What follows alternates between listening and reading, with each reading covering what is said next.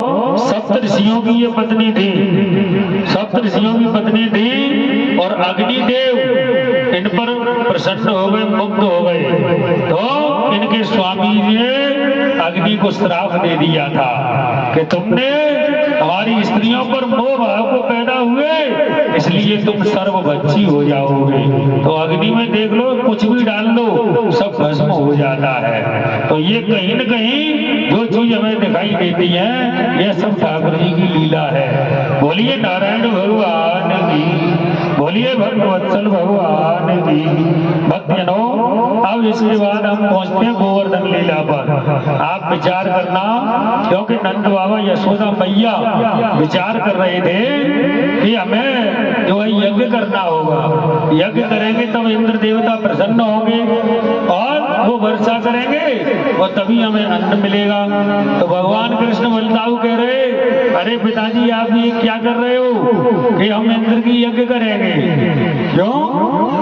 कि वो तभी प्रसन्न होंगे, वर्षा करेंगे। तो ठाकुर जी ने कहा कि इस इंद्र को बहुत बड़ा अहंकार है, मैं इस अहंकार का दमन करूंगा। तो अहंकार के दमन करने के लिए और ठाकुर जी ने गोवर्धन लीला की है, इसमें ये अर्थ छिपा हुआ है। तो कहा मैया देखो, हम वन में रहने वाले हैं और वन में जो पहाड़ पर्वत हैं यही सब हमारे देवता है और उनकी पूजा करो। तो अपनी गाड़ियों में खूब अपना अन्नकूट भर लो, माल कुएं भर के ले चलो और साथ में सब लोग इकट्ठे हो जाओ और अपने पद के लिए जा रहे हैं। बोलिए भक्तवत्सल भगवान की, बोलिए नारायण भगवान की। भक्तजनों, जैसे ही ये पहुंचते हैं गोवर्धन की पूजा के लिए, तो ठाकुर जी उस पर्वत पर जाकर बैठते हैं और जितना भी अन्नकूट आता है वो सब जैसे ही भोग लगाते हैं, सारे अन्नकूट को भगवान ग्रहण कर लेते हैं।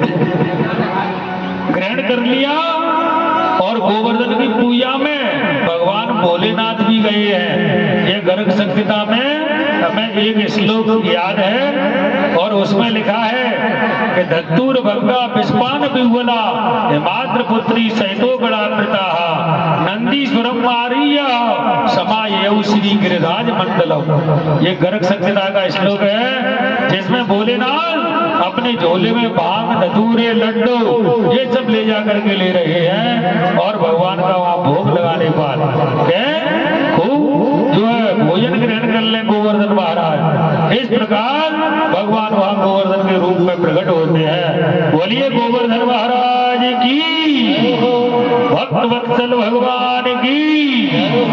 भक्तजनों, गोवर्धन की पूजा हो रही है और इंद्र चल रहा है। देखो चलने की स्थिति कहाँ हो जाती है कि इंद्र को उच्च पद है और करनी उसकी नीच है। गोस्वामी तुलसीदास जी कह रहे हैं कि ऊंच निवास नीच कर तूती, ऊंच निवास नीच कर तूती, ऊंच निवास